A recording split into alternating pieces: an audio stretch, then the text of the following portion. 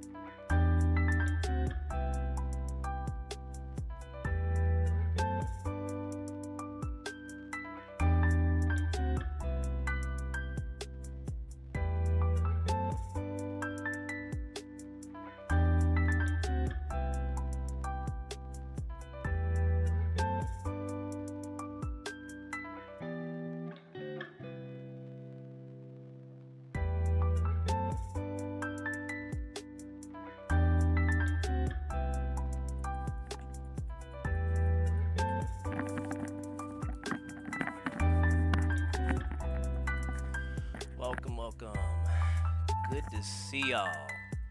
Whoop. That's so loud. Not to me, but apparently to the system, it's like, yeah, overload the system with sound. Welcome, thank you so much for the follow. We have a new follower on Kick, thank you so much. Welcome to the family, IBWOC. Site, thank you for the follow. Welcome to the family. We also have the last 5 days, had a couple of days kind of. I took a break. Oh, What's perfect, that? right? It's confounded hogwash. Perfect. Bet Right when I those start weight loss talking. meds ain't FDA approved. So the last couple of days, been taking a lot of kind of time to pray about things that have been basically kind of seen, and the Lord will give us all types of visions and things that we might need to share with others. So I'm kind of like praying on it, like what, and my forehead's cut open, apparently. So I'm trying to, figure out how or where or who am I supposed to share it with. Because the other day on a Sunday, it was like, normal worship. I think it was maybe the 2nd, maybe the 3rd of February, 2nd or 3rd. And we were just, really trying to hear from the Lord, trying to get closer as much as anybody can. So reading and then also worshiping and staying in prayer is very important, especially when you don't know, like, oh, is this a message from God? Does he want me to share it? Does he want me to tell anyone in particular? Does he want anybody to know or hear the message or hear, whatever it is that he puts on your heart?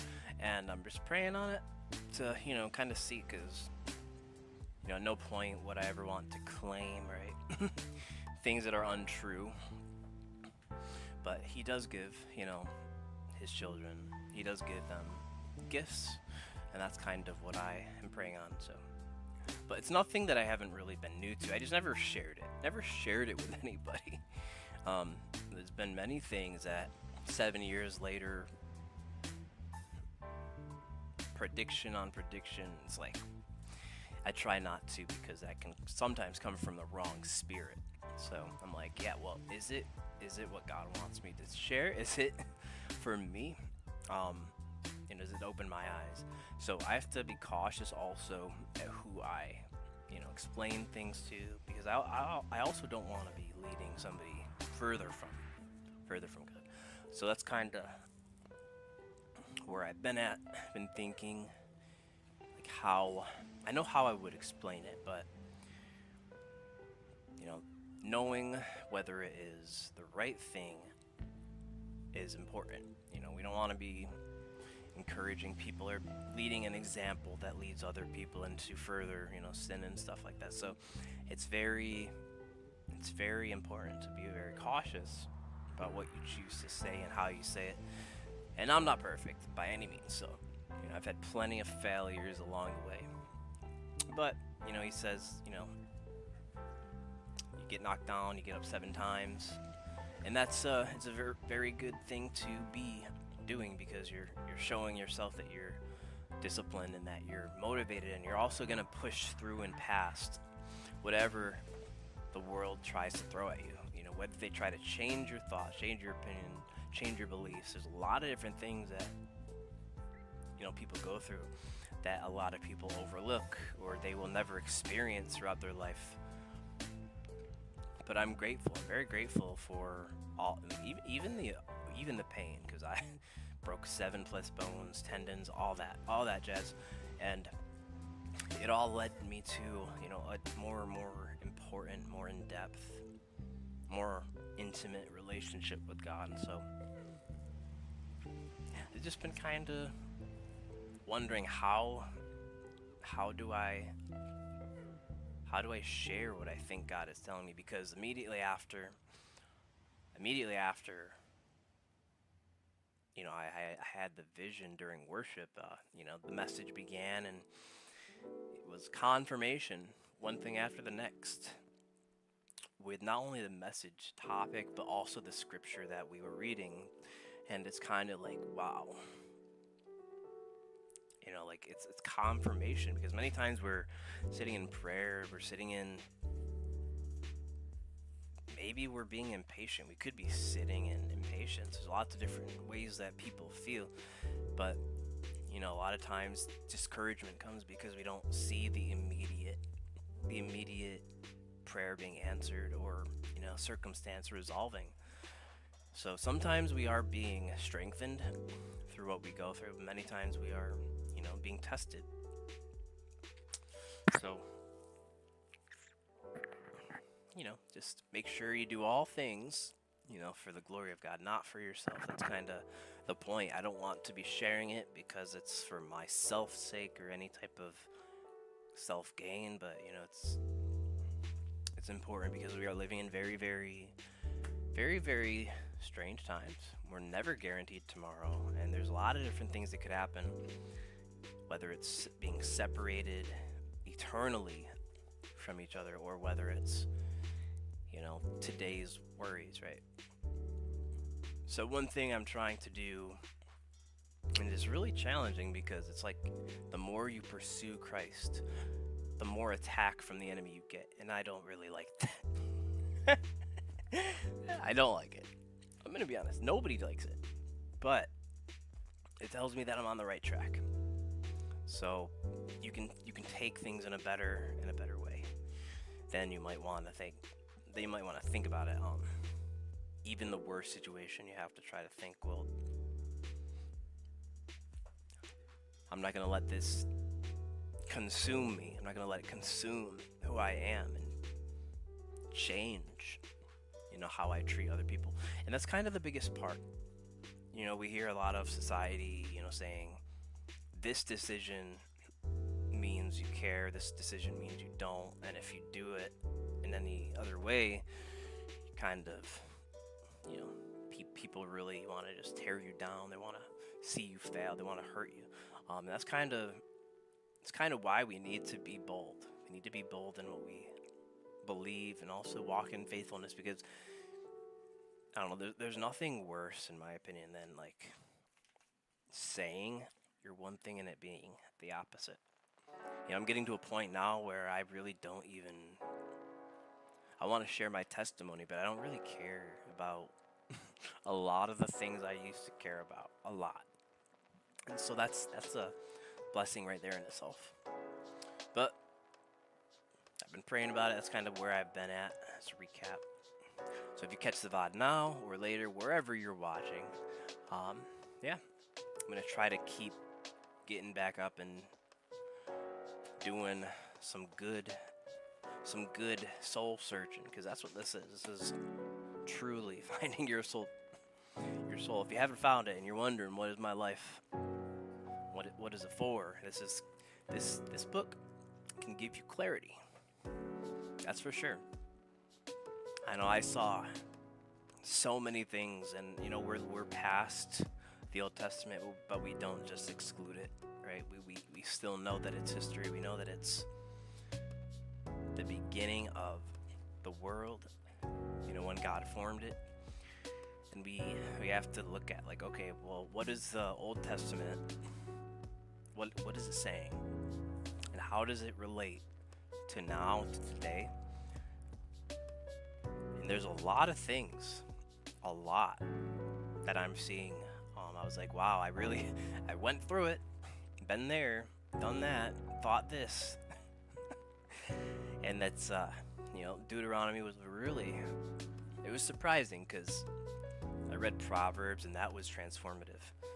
But Deuteronomy really helped me kind of grip a better understanding of why we don't do the things that, you know, the Lord tells us not to do. And, you know, if it's not a protection for yourself, then it's usually protection for somebody else. So never stop pursuing what makes you happy. You know, Jesus healed me. He lifted me. He brought me back from a lot of craziness.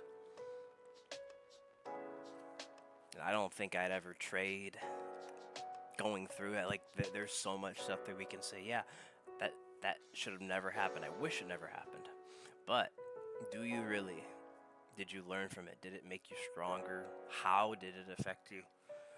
Because we can take situations and turn them into a good situation instead of it all just being bad. That's kind of a lot of the debating about, this is right and that's wrong, and we live in a world where right is wrong, wrong is right. It's backwards. So the origin and the design, that's very clear. God, I keep saying this, it might be rude, but God didn't stutter. So people that are willfully, going to deny, him, especially in the time we're living in, my heart goes out to you, because it's must be very lonely. And I don't even know, maybe you aren't struggling, but I'd still love to pray for you, whatever you're going through, no matter where you're at. Because we are all brothers and sisters. We're all children of God, no matter whether you identify as that or not. And we should love each other for that exact reason. Not just because it's what God says, but we should. That should encourage us even more to do the right thing. But the best thing is there's mercy. We don't want to excuse it. We don't want to keep just trusting that there's grace forever, right? Because if we go back to the things that the Lord delivered us from, it's hard to knock that domino down, because believe me, it comes back. Just like it says, you cast out a demon and it comes back worse. It's true. You can't be in the world of playing games and not believe that there's a creator if we're going to be playing all these games that are glorifying Satan. We can't be in one hand saying, oh, Diablo, that's a great video game, and then say, oh, well, that's just somebody made it up. No, it came from somewhere. That whole creative imagery, it came from somewhere. So my question is, what spirit birthed that? Was it God? No. So we have to look at, the intention behind everything. We're all in kind of the same situation. Anything I say doesn't go without applying to me. It's important for us to also live and walk that walk. So, God's going to do a lot of good things. We just have to keep trying every day. And I'm going to keep trying. I hope you do. If you ever have any questions, you can always stop in and ask. If you ever need prayer, you can always type it. Let me know. You can always keep to yourself. But you got to give it to God if you want to see true transformation. So there's a lot of good things happening this week. And the attacks have been gnarly, but I'd have to say I'm doing the best I can, as anyone can when they're under so much attacks from the enemy. So we left off in the morning scripture, I think it was 3 days ago, maybe. And it was pretty much, we went through 2 Samuel 2 verse, pretty much in, I guess, a book, 2 Samuel, into chapter 3. And then I think I didn't realize that there was a tiny segment for 4 because it's so small. I don't know if I read it. So that's kind of interesting. But chapter 4 is talking about Ishbosheth, yeah. And I'm gonna try to learn how to enunciate their names, because I don't have a clue how to say some of these words, and I'm like, oh gosh, that was not the right way to say that. But yeah, there's lots of good stuff. So we did pick up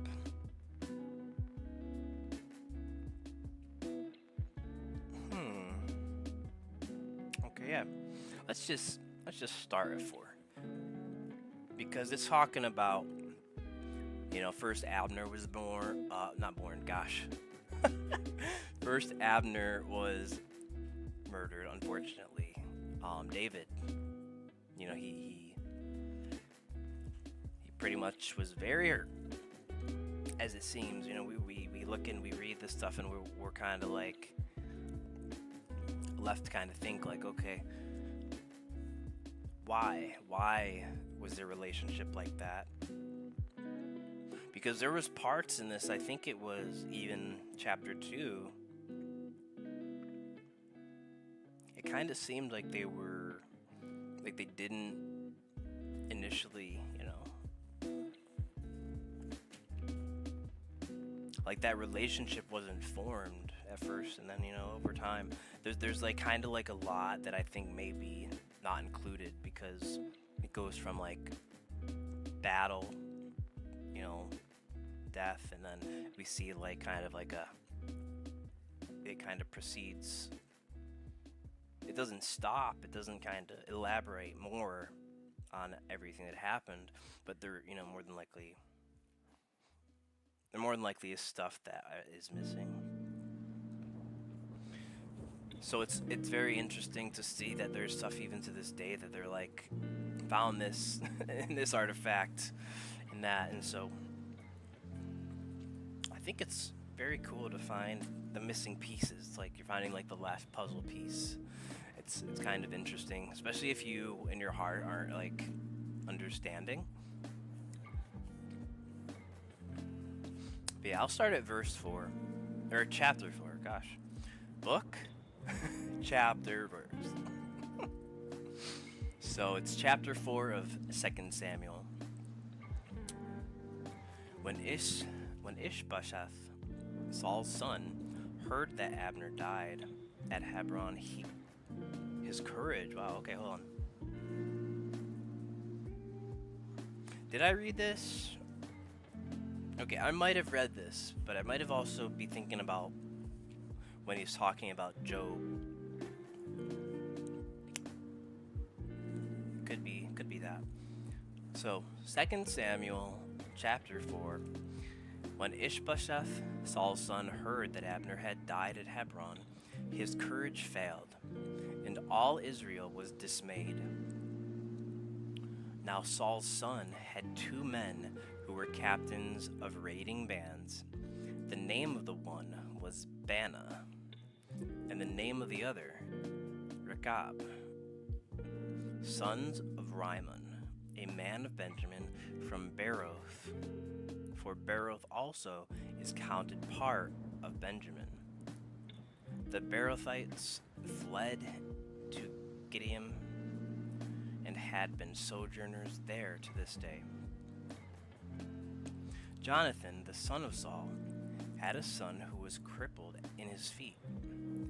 He was 5 years old when the news about Saul and Jonathan came from Jezreel, and his nurse took him up and fled. And as she fled in her haste, he fell and he became lame. And his name was Mephibosheth, okay. Now the sons of Rimmon, Beerothite.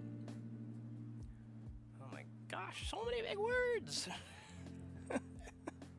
I'm like trying to enunciate people's full names. It's like, wow. Now the sons of Rimmon, the Beerothite, Rechab and Bana, set out and about the heat of the day, they came to the house of Ishbosheth as he was talking his noonday rest. And they came into the midst of the house as if it got wheat.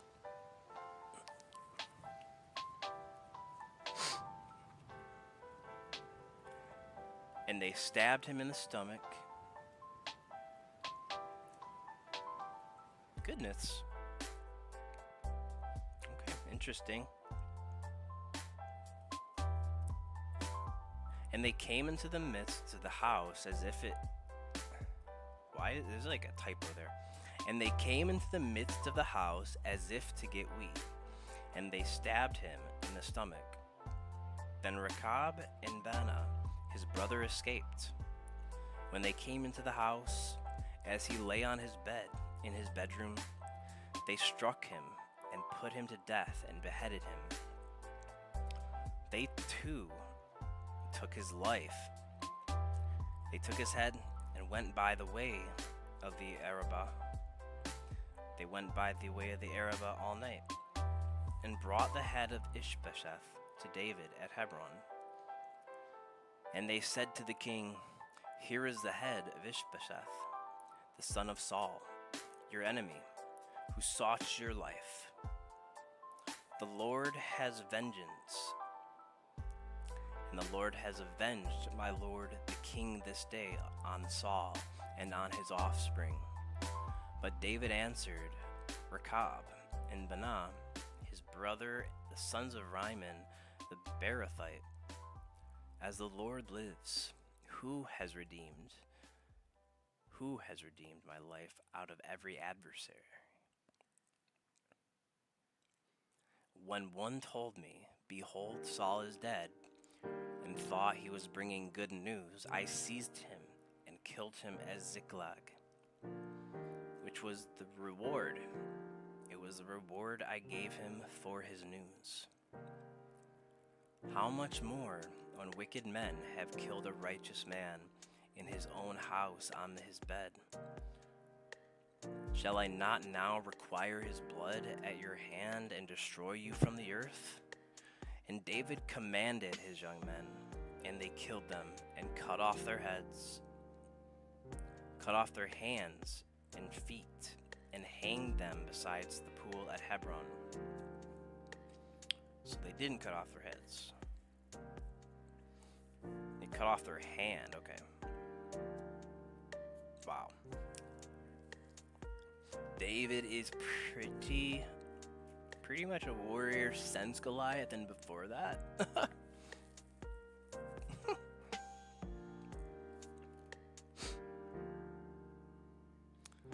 yeah, I guess he's definitely brutal. And David commanded his young men, and they killed them, and cut off their hands and feet, and hanged them beside the pool at Hebron. But they took the head of Ishbosheth and buried it in the tomb of Abner at Hebron.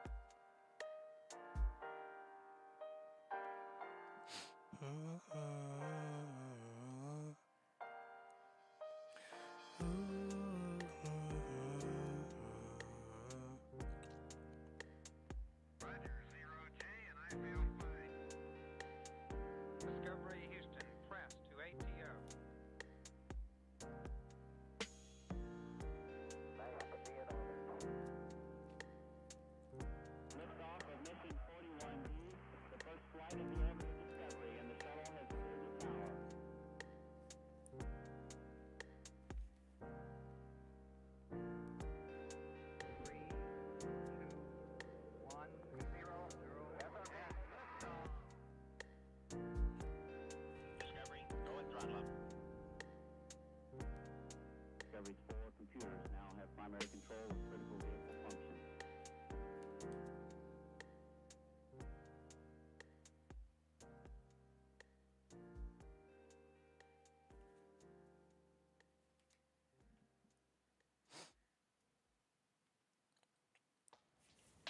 That's a title if I ever heard of one.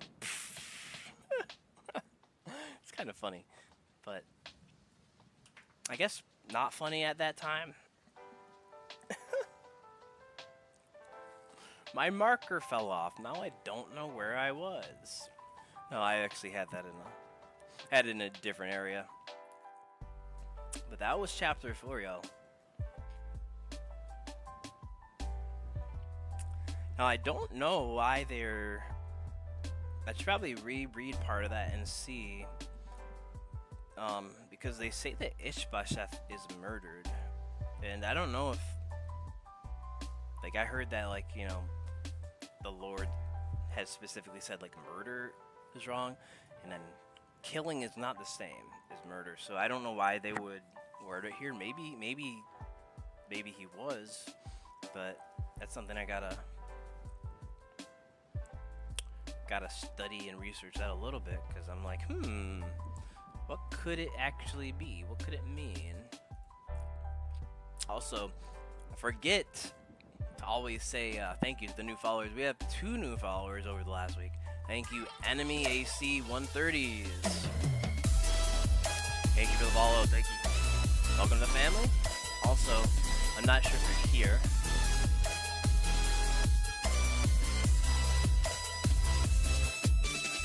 I can't dance in the chair.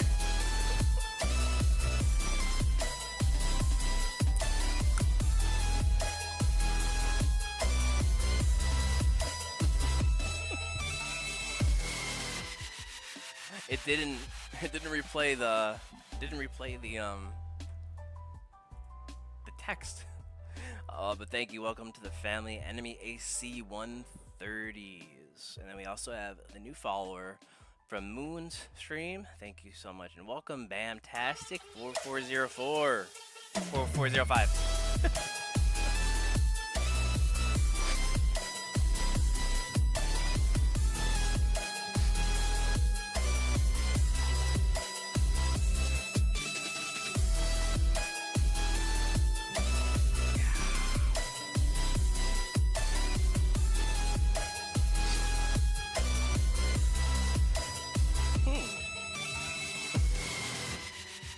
Follow also. Welcome to the family, Bamtastic 4405.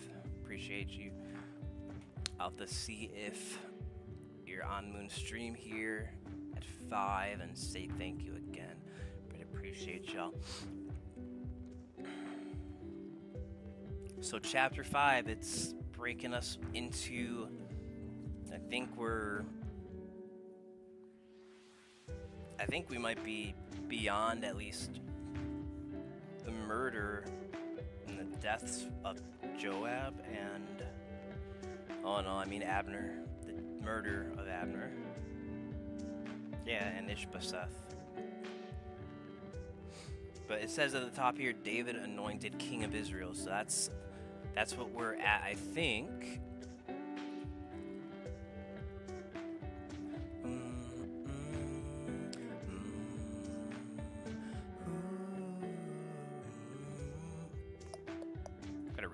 This. Okay, now it clicked on it. Okay. Yeah, so chapter 5, 2 Samuel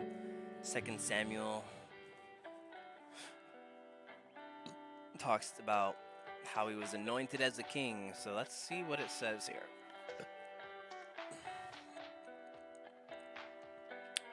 Then all the tribes of Israel came to David at Hebron and said, "Behold, we are your flesh and bone. In times past, when Saul was king over us, it was you who led out and brought in Israel. And the Lord said to you, you shall be shepherd of my people Israel, and you shall be prince over Israel."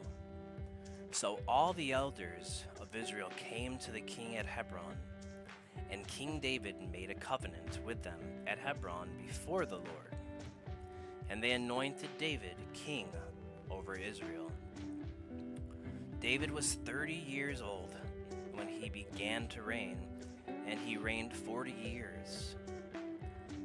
At Hebron he reigned over Judah 7 years and 6 months. At Jerusalem he reigned over all Israel and Judah 33 years. And the king and his men went to Jerusalem against the Jebusites, the inhabitants of the land, who said to David, You will not come in here, but the blind and the lame will ward you off. Thinking, David cannot come in here.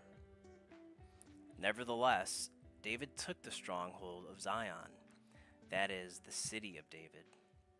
And David said on that day, whoever would strike the Jebusites, let him get up the water shaft to attack the lame and the blind, who are hated by David's soul. Jeez, blind? I wonder if that means more than. I wonder if it means something different back in their time. I wonder if it was. I don't see why it would, but I do wonder how some of the words kind of translate to today. Like, we're reading English, and it was like that's not the original text, so there's so many translations. I'm like, is this really the best one? I might actually want to maybe look at a not even easier to read one, just kind of one that is bigger letters, because this is pretty small without a better overhead light. I think I might need a better bulb or something. So continuing on verse 6. And the king and his men went to Jerusalem against the Jebusites, the inhabitants of the land, who said to David, you will not come in here, but the blind and the lame will ward you off, thinking, David cannot come in here. Nevertheless, David took the stronghold of Zion, that is the city of David. And David said on that day, whoever would strike the Jebusites, let him get up the water shaft to attack the lame and the blind, who are hated by David's soul. Therefore it is said, the blind and the lame shall not come into the house. And David lived in the stronghold, and called it the city of David. And David built the city all around from the Millo inward. And David became greater and greater, for the Lord, the God of hosts, was with him. And Hiram, king of Tyre, sent messengers to David, and cedar trees, also carpenters and masons, who built David a house. And David knew that the Lord had established him king over Israel, and that he had exalted his kingdom for the sake of his peoples Israel. And David took more concubines and wives from Jerusalem after he came from Hebron, and more sons and daughters were born to David. And these are the names of those who were born to him in Jerusalem: Shammua, Shabab, Nathan, Solomon, Ibhar, Elishua, Nepheg, Japhia, Elishama, Eliada, and Eliphelet. When the Philistines heard that David had been anointed king over Israel, all the Philistines went up to search for David. But David heard of it and went down to the stronghold. Now the Philistines had come and spread out in the valley of Rephaim.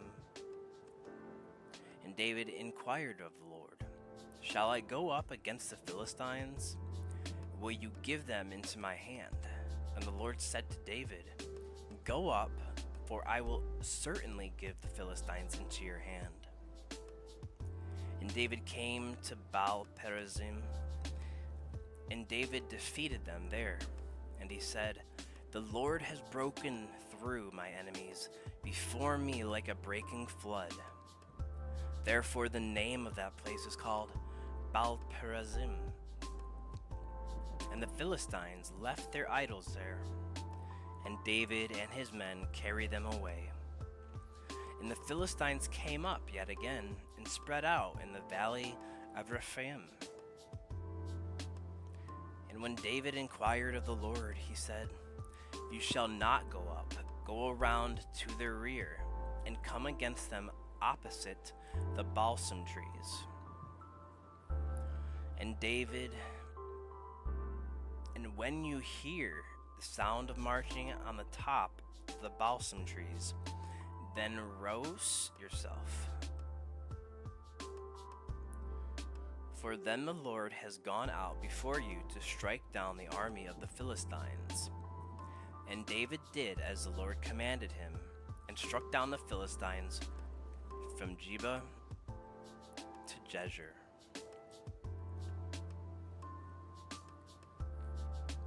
What a strong person. I mean, I know we already got past the David and Goliath section. That should be the first tall tale sign that he's strong. Aside from the thousands or hundreds, I don't know how many hundreds of people he's murdered or killed, depending. If he was told to by the Lord, I don't know. I'm like,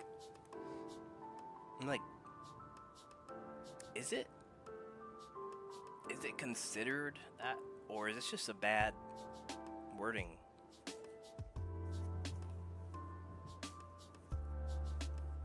Cause like it's in the Ten Commandments to not murder, so I don't know why God would instruct someone to do that. So I think they just maybe picked the wrong word, but I don't know.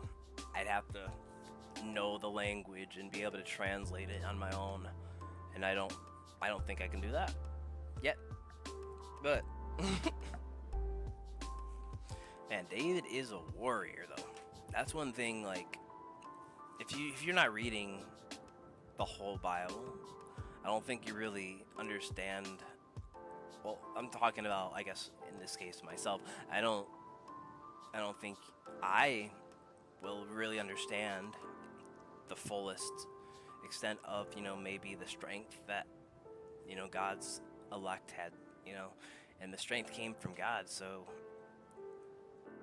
I'm just like wondering, I'm like, he was was it after Noah or Moses? So yeah, reigned 33 years. It's interesting that they have numbers and kind of like it was this long and stuff, but they don't have any type of dates other than that. Aside from the old antique Bibles, the old ones had like the actual year and date and stuff like that. They, I believe that they probably had a better understanding because they, didn't have all the fake religions that exist today. There are definitely well-known religions, and then there's religions that are really, really like, well, you could call them cults, right? They're really interesting. Like, people choose to believe some of the things. It's like they would rather believe something, that's outrageous in another way because it's, denying God. That's kind of what I see. They'd rather believe something ridiculous than to actually give God the honor and the glory. So I think it's really interesting. There's people that David's being used to, take out for God because they were, disobedient.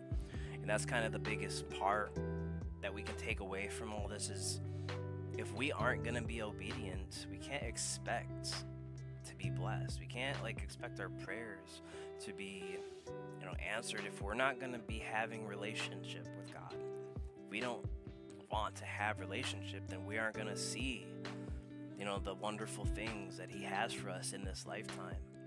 There's so much more that God has for us.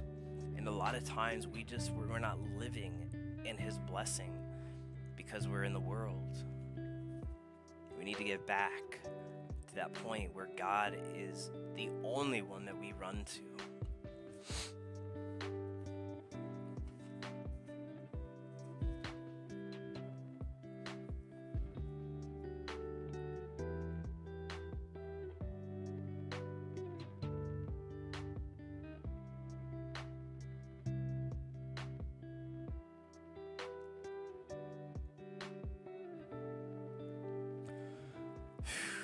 But God is so good.